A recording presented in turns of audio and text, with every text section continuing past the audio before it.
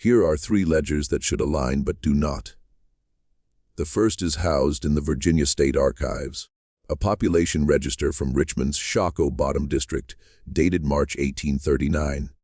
The second belonged to the county clerk's office, a tax assessment record listing residents by household. The third was a private document, locked in a merchant's safe for 47 years until his grandson discovered it wrapped in oilcloth. Its pages contained names found nowhere else. 19 children, different ages, different families, different streets, were all noted in that third ledger as relocated on the same night, April 14, 1839. No destination was listed, and no reason was given. In the official records kept by the city and county, those same 19 children simply ceased to exist. Not marked as deceased, not noted as moved. Their names just ended mid-page, as if whoever kept those books had been interrupted and never returned to finish the entry. What makes this deeply unsettling isn't just the administrative impossibility.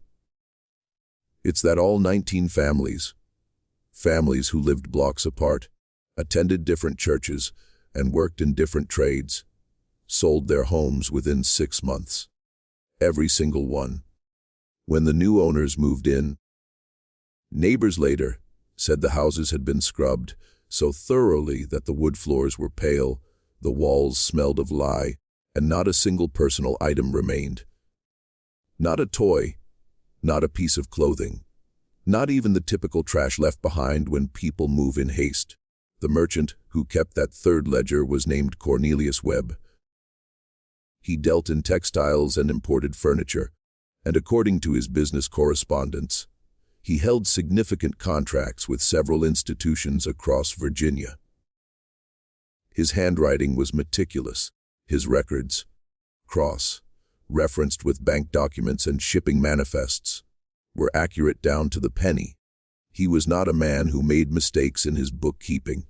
So when his ledger lists those 19 names with the notation, "Collection fulfilled, no documentation required per agreement," and then shows a payment of $4,200 deposited to his account 3 days later, we have to ask, what kind of agreement requires children to be moved without any official record? And we have to ask why, in the summer of 1840, a Richmond newspaper ran a small notice requesting information about certain families formerly of Shockoe Bottom District, who had departed without forwarding addresses. The notice offered a reward for information. It was placed by a lawyer named Martin Cofield, who, according to court records, represented a coalition of churches trying to locate former congregants. They never found them. The notice ran for 6 weeks. No one ever claimed the reward. This is the story of what happened on April 14, 1839. The night 19 children were moved without records, and this is the story of what 3 people discovered when they tried to find out where those children went. Richmond in 1839 was a city of contracts, not necessarily the legal kind, though those existed in abundance. These were the unspoken contracts that governed daily life, the understood agreements between merchants and suppliers, between landlords and tenants, between those who had capital and those who provided labor. The city's economy ran on these handshake deals, these nods of understanding, these arrangements that required no documentation because everyone involved knew exactly what was expected. Shockoe Bottom was where many of these contracts were made. The neighborhood sat in the low basin near the James River, a warren of brick townhouses, boarding establishments, warehouses, and workshops. It was densely populated, loudly industrial, and perpetually covered in a fine coating of coal dust from the nearby railway depot. The people who lived there were coopers and seamstresses, dock workers and laundresses, clerks and craftsmen, the functional middle tier of Richmond society. Not wealthy, but not destitute. Respectable, but not prominent. The 19 children who disappeared came from this world. Their names, according to Cornelius Webb's ledger, were Thomas Reeve, age 11, Margaret Doyle, age 8, Samuel and Abigail Quinn, twins, age 10, Henry Moss, age 7, Catherine Brenner, age 9, Rebecca Watts, age 12, Joseph and Daniel Palmer, brothers, ages 8 and 6, Ellen Cross, age 11, William Archer, age 9, Sarah Lindley, age 7, Lucy H., age 10, James Rudge, age 8, Alice Porter, age 12, Peter Finch, age 9, Mary Sinclair, age 11, Hannah Brooks, age 8, and Caroline Webb, age 7. Cornelius Webb's own daughter. That last name is where the story begins to fracture into something harder to explain. Why would a successful merchant, a man with contracts throughout the state, include his own child in a transaction he documented as a collection? Why would he record her name alongside 18 other children, note that they were relocated without documentation, and then accept payment for this service? The answer, or at least the beginning of one, came to light in February 1840, when a seamstress named Judith Reeve tried to retrieve her son's baptismal record from St. John's Episcopal Church. Thomas Reeve, age 11, had been baptized there in 1828. Judith needed the record to settle an inheritance matter. Her mother had recently passed, and the lawyer handling the estate required proof of Thomas's age and legitimacy. The church secretary, a fastidious man named Roger Pendleton, searched the baptismal registry. He found the entry Thomas Reeve, baptized September 14, 1828, son of Judith and William Reeve, both present and in good standing. But when Pendleton checked the church's membership rolls, the list of active congregants maintained for the collection of tithes and distribution of parish aid, the Reeve family was listed only until April 1839. After that, nothing. Their names simply stopped appearing. No forwarding address, no notation of transfer to another parish, no death recorded. Judith Reeve was standing right in front of him. "I'm sorry," Pendleton said carefully, "but according to our records, your family is no longer affiliated with this parish as of April of last year." "That's ridiculous," Judith said. "Why move to Manchester?" Manchester was across the river, a growing suburb of Richmond. "We attend St. Andrews now. We informed Father Caldwell when we left." Pendleton checked the transfer records. There was no note of any Reeve family transferring their membership. He checked the correspondence files. No letter from Judith or her husband notifying the church of their move. "There must be a mistake," Judith said, but her voice had changed. Something uncertain had crept into it. Pendleton looked at her for a long moment. Then he said, very quietly, "Mrs. Reeve, I need to ask you a question, and I need you to answer honestly. Where is your son Thomas?" Judith's face went pale. "Why would you ask me that?" "Because, according to our records, your family ceased attending services in April of last year, and I'm looking at a notation here in Father Caldwell's handwriting that says..." He stopped. "I'm sorry, I shouldn't have brought this up." "What does it say?" Pendleton hesitated. Then he turned the registry so Judith could see. Next to the Reeve family name in the April 1839 column, Father Caldwell had written in small, cramped script, "Family withdrawn. Matter closed per arrangement." Judith stared at those words. "We didn't withdraw. We moved." Her voice faltered. "Father Caldwell knew we were moving." "When did you last see Father Caldwell?" "April 13th. He came to our house that evening. He said he wanted to..." She stopped. "He said there was something we needed to discuss about Thomas's education. He was very insistent that we speak privately." "And what did you discuss?" Judith's hands had started to shake. "I don't remember." That wasn't entirely true. She remembered some of it. She remembered Father Caldwell sitting in their front parlor, his hat balanced on his knee, speaking in low, soothing tones about opportunities and obligations. She remembered her husband, William, nodding slowly, asking careful questions. She remembered feeling a strange sense of relief, as if a burden she hadn't known she was carrying had been lifted, and she remembered waking up the next morning to find Thomas's bed made, his clothes packed neatly in a trunk that now sat in their attic, and William telling her calmly that everything had been taken care of. "He's at a school," William had said. "A very good school. He'll receive an excellent education." "Which school?" Judith had asked. William had looked at her with an expression she'd never seen on his face before. Something distant and final. "We're not to ask questions about it." That was the agreement. And the strange thing, the thing that still bothered Judith when she allowed herself to think about it, was that she had accepted this answer. Not just accepted it, but felt somehow compelled to accept it, as if the decision had been made by someone with more authority than her husband. Someone whose judgment could not be questioned. She hadn't seen Thomas since April 14, 1839. Roger Pendleton was watching her carefully. "Mrs. Reeve," he said, "you're not the first person to come here looking for records from last April." Martin Cofield first heard about the missing children in August 1839, 4 months after their disappearance. He was a young lawyer, only 2 years out of his legal training, with an office above a tobacco shop on Main Street.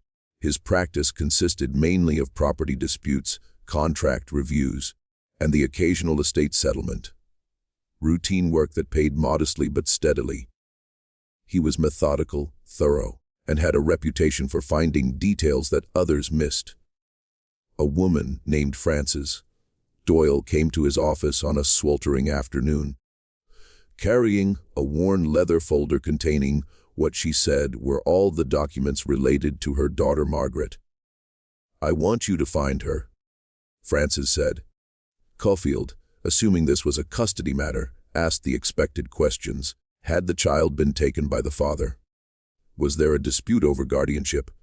"No," Frances said. "Nothing like that. She was." She paused. "She went to a school. We were told it was a school. But when I write to the address we were given, my letters come back. When I try to visit, the building is empty." Cofield opened the folder. Inside were letters, a birth certificate, a baptismal record, and, most puzzling, a receipt. The receipt was dated April 14, 1839, and was signed by someone named Dr. Nathaniel Erskine. It acknowledged receipt of one child, female age 8, in good health and proper condition, to be placed in appropriate educational facility per agreed terms. There was no mention of which educational facility. No address. No contract specifying the terms of enrollment.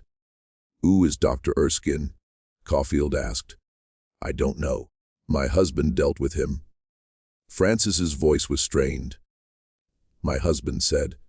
He said this was an opportunity, that Margaret would receive an education we couldn't afford to give her otherwise."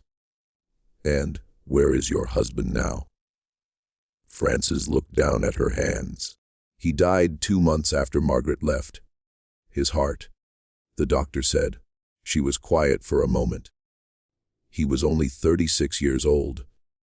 Something in her tone made Cofield look up from the documents. "You don't believe it was his heart?" "I believe my husband agreed to something he shouldn't have agreed to. I believe he knew it. And I believe the guilt killed him." Over the next 3 months, Cofield received 6 more visits from parents with similar stories. Always the same pattern of visit from a respected figure, a minister, a doctor, a merchant, who spoke of opportunities and obligations, a private meeting, a decision made quickly. Often that same night, a child collected the next morning, usually before dawn, a receipt signed by Dr. Nathaniel Erskine acknowledging transfer of the child to appropriate educational facilities. And then nothing. No letters from the children, no reports on their progress, no address where they could be visited. just a persistent, nagging absence that the parents seemed unable or unwilling to investigate too deeply, as if asking questions would violate some crucial term of the agreement they'd made. Caulfield began to compile a list. By October 1839, he had identified 12 families who had sent children away under similar circumstances, all on or around April 14th. By January 1840, he had found evidence of 19. That's when he discovered Cornelius Webb's name in a shipping manifest. It was a routine document. The kind lawyers review constantly in commercial disputes. Webb had been hired to transport educational materials from Richmond to an address in the Allegheny Mountains near the town of Clifton Forge. The shipment date was April 15, 1839. The cargo was listed as books, writing materials, furniture, and sundry items for institutional use. Caulfield obtained copies of Webb's other shipping records for April 1839.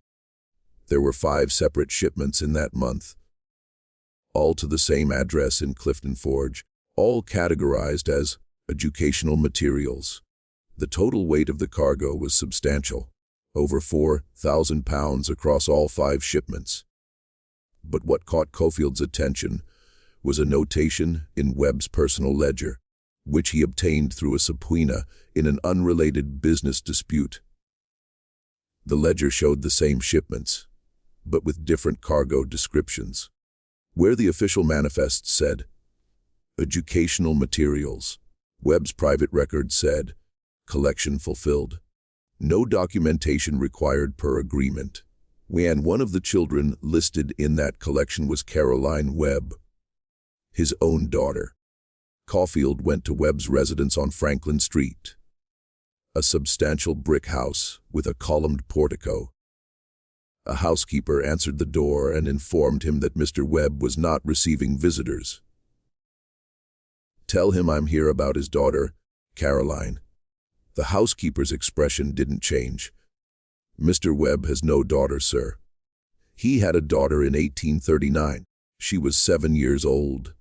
I've worked in this house for 12 years, sir. Mr. Webb has never had children." Caulfield left his card and walked back to his office, his mind racing. A man doesn't simply forget his own daughter, and a housekeeper of 12 years would certainly know if her employer had ever been a father. Unless Caroline Webb had never existed, or unless something had happened that required everyone to agree, collectively, that she had never existed. The address in Clifton Forge turned out to be a mountainside facility called the Allegheny Institute for Juvenile Correction and Education. Caulfield discovered this by tracing property records. The land had been purchased in 1837 by a consortium of investors calling themselves the Virginia Educational Trust. The trust's stated purpose was to establish modern facilities for the moral and intellectual improvement of children requiring specialized instruction. The facility itself was remote, accessible only by a narrow mountain road that wound through dense forest. It consisted of a main building, a severe 3-story structure of gray stone, and several outbuildings for workshops, storage, and staff housing. High walls surrounded the compound. The only gate was kept locked and guarded. Caulfield made the journey in March 1840, traveling by coach to Clifton Forge, and then hiring a local guide to take him up the mountain road. The guide, a taciturn man named Hugh, agreed to take him to the gate but refused to go further. "They don't like visitors up there," Hugh said. "It's an educational facility. Surely they have parents who come to visit."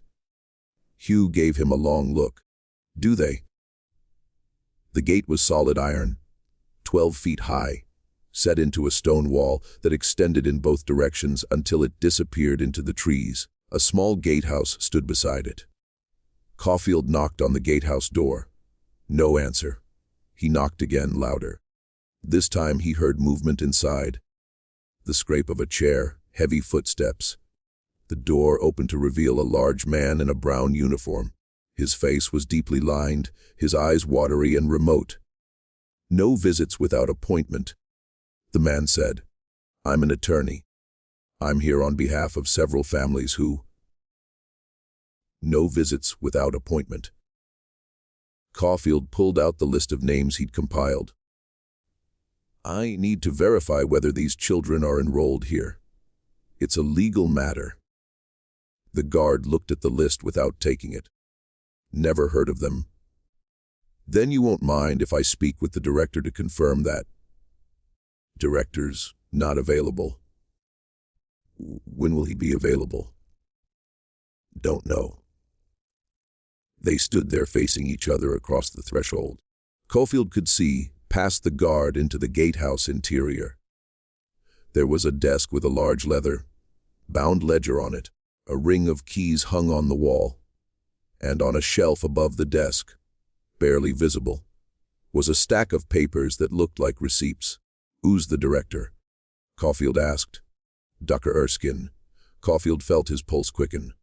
"A doctor?" "Nathaniel Erskine." The guard's expression didn't change. "That's right. I need to speak with him.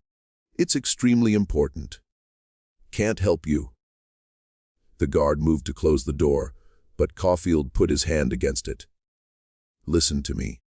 19 families have lost track of their children. They were told the children were being educated. They were given receipts signed by Dr. Erskine. They have a right to know if their children are here." The guard's face remained impassive. "Nobody here by those names." He pushed the door closed with enough force that Caulfield had to step back or risk his fingers being crushed. Caulfield stood outside the gate for a long time, looking up at the main building visible beyond the wall. It was a gray, cheerless structure with narrow windows. He couldn't see any movement inside. No children playing in the yard, no staff going about their duties. The entire place felt abandoned. Despite the evidence that someone was living in the gatehouse, as he turned to walk back down the mountain road, to where Hugh was waiting with the coach, Caulfield heard something that made him stop. A child's voice, high and thin, carrying across the distance. It was singing, or not quite singing, more like reciting in a rhythmic chant. The words were indistinct, but the tone was clear, mechanical, emotionless, rehearsed. It came from somewhere inside the compound, echoed off the stone walls, and then stopped abruptly, as if cut off mid-word. Caulfield waited, listening.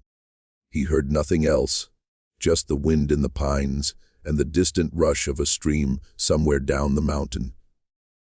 When he got back to the coach, Hugh was smoking a pipe and watching the sky. "You learn anything?" "No," Caulfield said, "but I'm going to." Back in Richmond, Caulfield began to research the Virginia Educational Trust. The trust had been established in 1836 with capital from several prominent Richmond families. The Articles of Incorporation stated its purpose was to provide educational and correctional services for children of families requiring such services, with particular attention to moral instruction and practical training. The language was vague enough to apply to almost any kind of institution. It could mean a boarding school for children of wealthy families who wanted their offspring educated away from home. It could mean a reformatory for juvenile delinquents. It could mean an asylum for children with mental or physical disabilities. What made the trust unusual was its funding structure. Rather than charging tuition directly to families, it operated on a subscription model. Wealthy patrons contributed annual funds to support the trust's operations. In exchange, they received the authority to nominate children for placement in the trust's facilities. This meant that poor families like the Doyles and the Reeves, could have their children accepted into the trust's programs without paying tuition. All that was required was a nomination from a patron and the family's consent. Caulfield obtained a copy of the trust subscriber list. It was a who's who of Richmond society merchants, bankers, physicians, clergy, politicians. Many of them were members of the same exclusive clubs, attended the same churches, sat on the boards of the same charitable organizations. And several of them, Caulfield discovered, had been present at a meeting in March 1839. 1 month before the 19 children disappeared, the meeting had been held at the Exchange Hotel in a private dining room. It was organized by Dr. Nathaniel Erskine, who had traveled from Clifton Forge specifically to address the trust subscribers. The hotel's records showed that Erskine had reserved the room for 4 hours and had ordered dinner for 23 guests. Caulfield couldn't find any minutes or notes from that meeting, but he did find something else, a letter from one of the attendees, a banker named Gerard Stone, written to a business associate in Philadelphia. The letter was dated March 28, 1839, and had been preserved in Stone's business correspondence. Most of it dealt with routine financial matters, but near the end, Stone had added a paragraph that seemed oddly placed. I attended a most interesting presentation last week regarding modern educational methods. Dr. Erskine makes a compelling case for the benefits of removing certain children from inadequate home environments and placing them in controlled settings where their moral and intellectual development can be properly guided. The experiment he proposes is ambitious, but I believe it has merit. Several of us have agreed to assist in identifying suitable candidates. Suitable candidates. Caulfield read that phrase over and over. There was something clinical about it. Something that reduced children to specimens in an experiment. And the word, removing, bothered him. Not enrolling or placing, but removing, as if the children were objects to be extracted from one location and inserted into another. He made a list of everyone who had attended that meeting. Then he cross-referenced the list with the families of the 19 missing children. Every single family had been visited by someone who attended that meeting. The Doyles had been visited by Father Caldwell, who was on the list. The Reeves had also been visited by Father Caldwell. The Quinn family had been visited by Dr. Marcus Wells, a physician who sat on the trust's board. The Brenner family had been visited by Gerard Stone himself, who had offered to help with a debt problem in exchange for their cooperation with an educational opportunity. Cornelius Webb, who had transported the children, and whose own daughter was among them, had attended the meeting. This wasn't a series of individual decisions made by independent families. This was a coordinated operation. The attendees of that March meeting had divided up Shockoe Bottom-like territory to be canvassed, systematically visiting families, making their presentations, securing consent. But consent to what exactly? Caulfield went back to the receipts signed by Dr. Erskine. He examined them carefully, looking for any clue he might have missed. The language on each receipt was nearly identical, acknowledging receipt of one child, Shag, gender, in good health and proper condition, to be placed in appropriate educational facility per agreed terms. The phrase, in good health and proper condition, struck him as odd. It was language typically used for livestock or goods being transferred for inspection or sale. It implied that the child's physical state had been assessed and approved prior to transfer. Why would that assessment be necessary for enrollment in an educational institution? Unless the institution wasn't primarily educational, unless the appropriate facility referred to something else entirely, something that required children to meet specific physical criteria. Caulfield remembered the chanting voice he'd heard at the Allegheny Institute, the mechanical, rehearsed quality of it. He remembered the guard's flat denial that any of the named children were present despite the overwhelming evidence that they had been transported there. And he remembered something Judith Reeve had said during their conversation. We're not to ask questions about it. That was the agreement. What kind of agreement requires parents not to ask questions about their own children? An agreement made under duress, perhaps, or an agreement made by people who had been convinced that asking questions would violate a sacred trust, or an agreement made by people who knew, on some level, exactly what they were consenting to, and who found it easier to suppress that knowledge than to face it directly. Cofield returned to Clifton Forge in April 1840, exactly 1 year after the children had been taken. This time he didn't go alone. He brought with him Frances Doyle, Judith Reeve, and a Richmond City constable named Thomas Garrett, who had agreed to accompany them in an unofficial capacity. Garrett was a practical man, skeptical of conspiracy theories, but he'd known several of the missing children personally, and their disappearance troubled him. They arrived at the Institute's gate on a cold, overcast afternoon. The same guard was on duty, and he gave them the same response. No visitors without an appointment. Garrett stepped forward, showing his badge. I'm not requesting a visit. I'm conducting an investigation into the whereabouts of 19 children whose families have filed inquiries with the Richmond City authorities. I have legal authority to inspect the premises if necessary. The guard looked at the badge with no visible reaction. You're outside Richmond's jurisdiction. I'm aware of that, but I'm also authorized to pursue investigations beyond city limits when circumstances warrant. You can either cooperate and allow us to speak with Dr. Erskine, or I can return with a county sheriff and a court order. Your choice. The guard considered this for a long moment. Then he turned and walked back into the gatehouse. They heard him speaking to someone, presumably through a speaking tube or some kind of internal communication system. Then he returned. Director will see you. Wait here. 10 minutes later, the gate opened and a man in a dark suit appeared. He was tall, thin, with silver hair and a neat beard.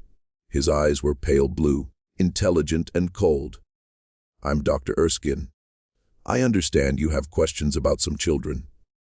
Caulfield handed him the list of names. Erskine glanced at it briefly, then handed it back. These children are not enrolled here. Then where are they? Frances Doyle's voice was shaking. You signed receipts for them. You took my daughter. I signed receipts acknowledging that I had been consulted regarding educational placements for certain children. That's not the same as taking custody of them. My role was to assess the children and recommend appropriate facilities. The actual placements were handled by other parties. Which parties?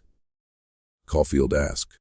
I'm not at liberty to discuss the details of confidential educational placements. You're at liberty, Garrett said flatly, or you can discuss it with a judge. Erskine's expression didn't change. I have done nothing illegal, Constable. The Virginia Educational Trust operates under a charter granted by the state legislature. Our procedures have been reviewed and approved by competent legal authorities. The families in question consented to the placements. If they now regret that consent, that's unfortunate, but it doesn't constitute grounds for legal action against the trust or its officers. We just want to know where the children are, Judith Reeve said. That's all. Just tell us where they are and we'll leave. For the first time, something flickered in Erskine's eyes. Not sympathy exactly, but something like acknowledgement. Mrs. Reeve, I understand your concern, but you need to understand something in return. When you agreed to place your son in our care, you agreed to certain terms. One of those terms was that you would not attempt to contact him or inquire about his progress for a period of no less than 5 years. That term exists for a reason. It protects the child from disruption during a critical period of development. 5 years. Judith's face had gone white. Nobody told me it would be 5 years. It was in the agreement you signed. I didn't sign anything. My husband signed it. And he. She stopped, unable to continue. Cofield spoke up. Dr. Erskine, several of the fathers who signed those agreements have died. Several of the mothers claim they weren't informed of the full terms. And none of them have received any communication from their children in a year. Surely you can understand why they're concerned. The terms are clear. The children are receiving excellent care and instruction. They are healthy, properly fed, and making satisfactory progress. That's all the information I'm authorized to provide. We want to see them, Frances said. I want to see Margaret. I want to know she's all right. That's not possible. Why not? Because it would violate the terms of the agreement and potentially compromise the educational process. Garrett had been listening to this exchange with growing impatience. This is absurd. These are children, not prisoners. Their parents have a right to see them. No, Constable, they don't. Not when they've signed legal documents, transferring educational custody to a chartered institution. If you doubt the legality of those documents, I invite you to consult with any attorney familiar with trust law. You'll find that everything we've done is entirely within our rights. Caulfield felt a sick certainty settling in his stomach. Erskine was right. He'd reviewed enough legal documents to know that parents could in fact sign away substantial rights over their children, particularly in cases involving education or correction. If the agreements these families had signed were properly worded, and he had no doubt that they were, the parents might have no legal recourse at all. Can you at least tell us, Caulfield said carefully, whether the children are here, at this facility? Erskine smiled for the first time, and it was a terrible smile. No, Mr. Caulfield, the children are not at this facility. This is an administrative center. The actual educational work takes place elsewhere. I'm not at liberty to say. Then what is this place? Why are you here if the children aren't? This facility serves as a coordination center for our various educational programs throughout the region. We maintain records, train staff, and process the administrative requirements of our work. The children themselves are housed at separate locations better suited to their needs. Locations, Caulfield repeated. Plural. Yes. We operate several specialized facilities, depending on the particular requirements of each case. Some children need more structured environments than others. Some require medical supervision. Some are ready for vocational training. We place each child in the setting most appropriate to their circumstances. And who decides what's appropriate? I do, Mr. Caulfield. That's my role. I'm a physician specializing in disorders of childhood development and behavior.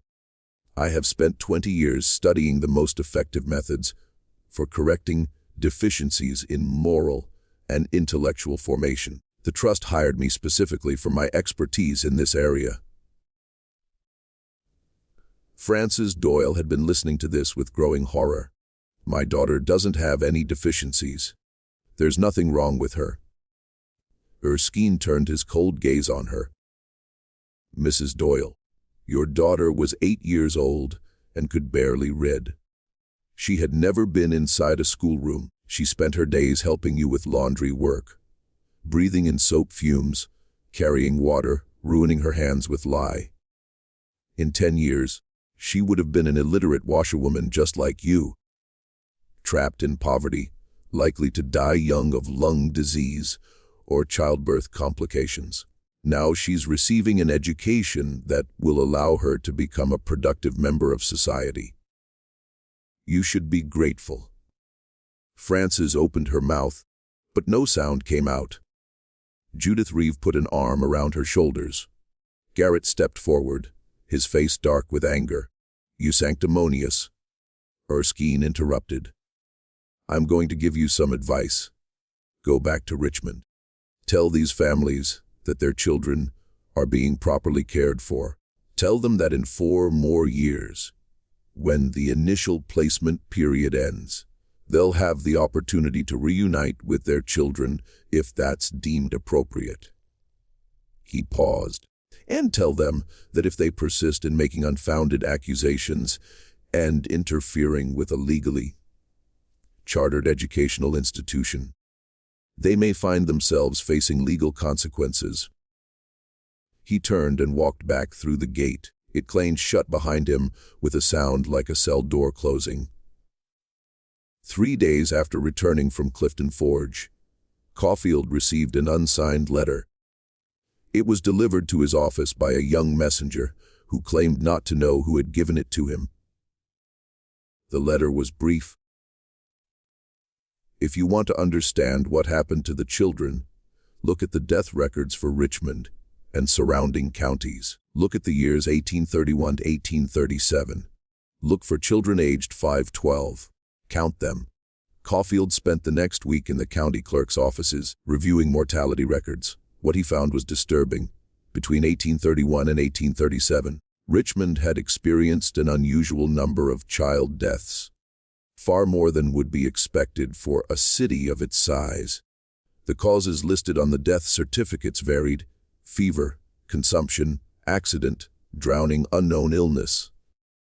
But the number was striking. In some months, 5 or 6 children died. In others, 10 or more. The pattern intensified in 1836 and 1837.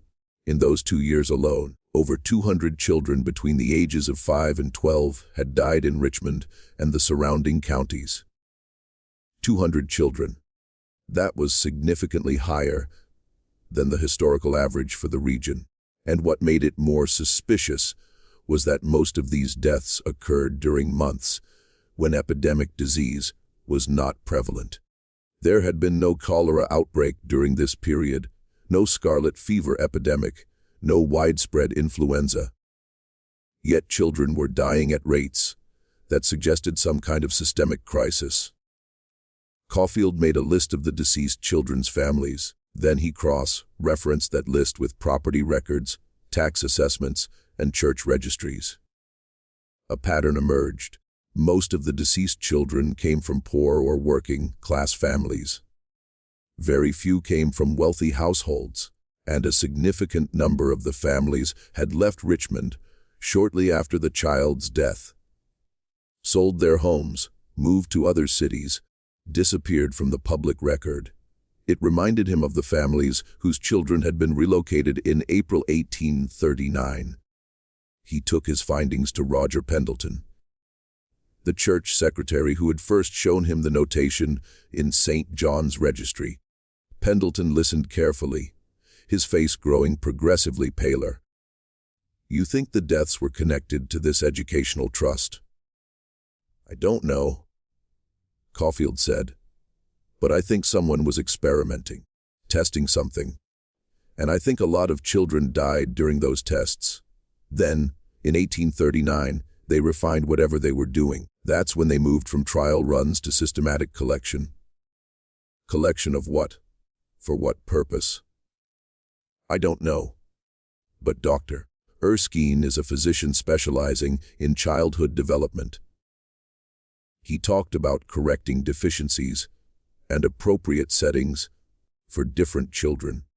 What if he's been trying to develop methods for, I don't know, for reshaping children's behavior, for training them to be obedient, compliant, useful?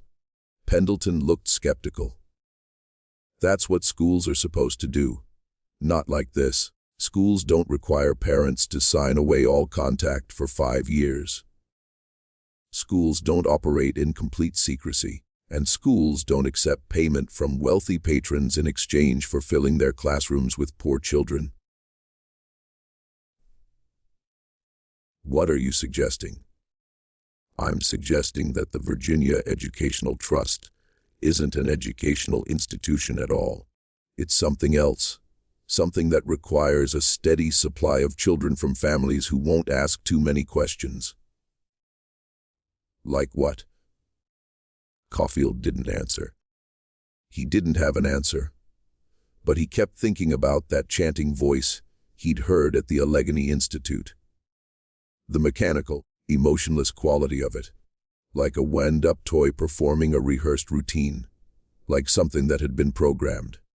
On June 3, 1840, the Allegheny Institute for Juvenile Correction and Education burned to the ground. The fire started in the middle of the night. By the time local residents saw the flames and organized a response, the main building was fully engulfed. The volunteer fire brigade from Clifton Forge made the journey up the mountain road. But by the time they arrived, there was nothing left to save. The official report stated that the fire had likely started in the kitchen, possibly from an unattended stove. The flames had spread quickly through the old wooden interior structure. All staff had evacuated safely. There had been, according to Dr. Erskine's statement to authorities, no children present at the facility at the time of the fire. Caulfield learned about the fire from a newspaper report. He immediately traveled to Clifton Forge and rode up to the site. The ruins were still smoldering. The stone walls of the main building remained standing, but everything inside had been consumed. The roof had collapsed, and the upper floors had fallen into the ground floor, creating a massive pile of charred timber and rubble. Dr. Erskine was there, supervising the removal of documents from a fireproof safe that had survived the blaze. He saw Caulfield approaching and walked over to meet him. "Mr. Caulfield, I suppose I should have expected you. Were there any children here?" "I already told the authorities no. This was an administrative facility. The children are housed elsewhere." "Where elsewhere?" "That remains confidential." Caulfield looked at the ruins. "Convenient timing for a fire, Dr. Erskine, just as questions were being asked about your operations." "Are you suggesting I burn down my own facility?" "I'm suggesting it's a very effective way to destroy records." Erskine smiled coldly. "The important records are in the safe, Mr. Caulfield. And they'll show exactly what I've been telling you all along. The children were placed in appropriate educational settings with full consent of their families. Everything was legal. Everything was documented. Then show me the documents." "I will, when you return with a proper court order, signed by a judge with jurisdiction in this county. Until then, you're trespassing on private property, and I'm asking you to leave." Caulfield turned to go, then stopped. "Dr. Erskine, where's your daughter?" "Caroline. She was 7 years old in 1839. According to your own ledger, she was part of the collection in April of that year. Where is she now?" For the first time, Erskine's composure cracked. Something moved behind his eyes. Grief, perhaps, or guilt, or something harder to name. "Caroline is dead, Mr. Caulfield. She died of pneumonia in the winter of 1838, 6 months before the placements occurred. I kept her name in my personal records because—" He stopped. "Because I couldn't bear to remove it, that's all. The ledger lists her as relocated on April 14, 1839. The ledger is wrong. Or I made an error. I was grieving." Caulfield studied his face. "I don't believe you."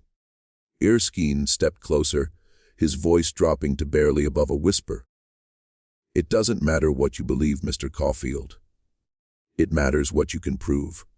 And you can't prove anything. The children are alive and well. They're receiving excellent care. Their families consented to their placement. and in 4 more years. Some of them may even be allowed to return home, but only if they've been successfully reformed. Only if they've learned to be obedient, useful, properly civilized. That was always the point. Civilized for what? Erskine smiled again. That terrible smile. For service, Mr. Caulfield. For a life of useful service to those better equipped to guide them. These children came from families who couldn't care for them properly. We're giving them structure, discipline, purpose. We're making them into something better than they would have been. You're making them into slaves. No. Slavery is illegal in most of the North. What we're creating is something more refined, something more subtle. Call it permanent gratitude, permanent obligation. These children will spend their lives working for the families who funded their education, who saved them from poverty and ignorance. And they'll do it willingly, because they'll have been trained to believe it's the natural order of things. Caulfield felt sick. That's monstrous. That's progress, Mr. Caulfield. That's the future of labor in this country. Not chattel slavery, which is messy and morally problematic, but voluntary servitude created through careful psychological conditioning during childhood. In 20 years, the model we're developing will be adopted throughout the nation. You'll see. I'll stop you. No, you won't, because you can't prove any of this, and even if you could, who would care? These are poor children, Mr. Caulfield. Unwanted children. Their parents signed them away willingly. Nobody will mourn their transformation into productive members of society. Erskine turned and walked back toward the ruins, leaving Caulfield standing alone in the mountain clearing. Caulfield tried. He filed complaints with the county authorities. He wrote letters to newspapers. He contacted clergy, politicians, anyone who might have influence or moral authority. Nothing happened. The Virginia Educational Trust had powerful backers. Men who sat in the state legislature, who controlled banks and businesses, who could make problems disappear with a word. The articles Caulfield submitted to newspapers were declined for publication. The officials he contacted expressed polite concern, but took no action. The Attorney General's office sent him a formal letter stating that, after review, they had found no evidence of wrongdoing by the trust or Dr. Erskine. The families of the missing children fell silent, one by one. Some moved away from Richmond. Others stopped responding to Caulfield's inquiries. Judith Reeve died in March 1841, officially of pneumonia, though her neighbors whispered that she'd lost the will to live. Frances Doyle remarried and moved to Charleston. When Caulfield tried to contact her there, his letters were returned unopened. By 1842, Caulfield had stopped practicing law. He had made too many enemies, asked too many uncomfortable questions. His clients disappeared. His practice collapsed. He took a job as a clerk in a shipping office, filing manifests and invoices, living quietly. But he never forgot. In 1847, on a business trip to Philadelphia, he saw something that made him stop in the middle of the street. A young woman, perhaps 19 or 20, walking with a well-dressed couple. She was dressed modestly but neatly, in the manner of a servant. She carried a basket of purchases. She walked 3 steps behind the couple, her head slightly bowed, her expression blank. Her face was Margaret Doyle's face. Caulfield followed them for 3 blocks, his heart pounding. Finally, when the couple stopped at a shop, he approached the young woman, Margaret Doyle. She looked at him with no recognition. "I'm sorry, sir. You must be mistaken. Your mother was Frances Doyle. You lived on Shockoe Bottom in Richmond. You were taken in 1839. Something flickered in her eyes. Not recognition, but fear. I don't know what you're talking about, sir. Please leave me alone." The couple emerged from the shop. The man looked at Caulfield with suspicion. "Is this man bothering you, Mary?" "No, sir, he's confused. That's all." "Mary, not Margaret." Caulfield watched them walk away. The young woman never looked back. He never saw any of the other children. Never confirmed what had happened to them. But over the years, he occasionally heard stories, whispers of young servants who seemed unusually obedient, unusually detached, as if some essential part of them had been carefully removed. He kept a file in his desk drawer. The list of names, the receipts, the copies of records he'd gathered. He couldn't use them. He couldn't prove anything. But he kept them because someone needed to remember. Someone needed to know that on April 14, 1839, 19 children had been moved without records. Moved from their families, from their names, from their futures. Moved into a system that had refined the art of breaking children down and rebuilding them into something compliant, something useful, something that looked human, but had learned to surrender the parts of humanity that made them free. The Virginia Educational Trust continued operating until 1851, when it quietly dissolved. Dr. Nathaniel Erskine died in 1853, wealthy and respected, his obituary praising his pioneering work in childhood education. Cornelius Webb lived until 1862. His ledger was found after his death, locked in a safe. His grandson read it, then burned it, but not before making a handwritten copy, which he kept wrapped in oilcloth, hidden away, as if destroying it completely would somehow make the contents less real. The families never saw their children again. The children, the ones who survived, lived out their lives in service to the families who had paid for their transformation. Some may have had moments of memory, brief flickers of a different life, but those memories would have been formless, unreliable, easily dismissed as imagination. They would have forgotten their real names, forgotten their mothers' faces, forgotten what it felt like to be children who laughed and played and made noise. All they would remember was silence, obedience, the weight of obligation that never ended, and the knowledge, buried so deep it might not even register as knowledge, that they had once been someone else.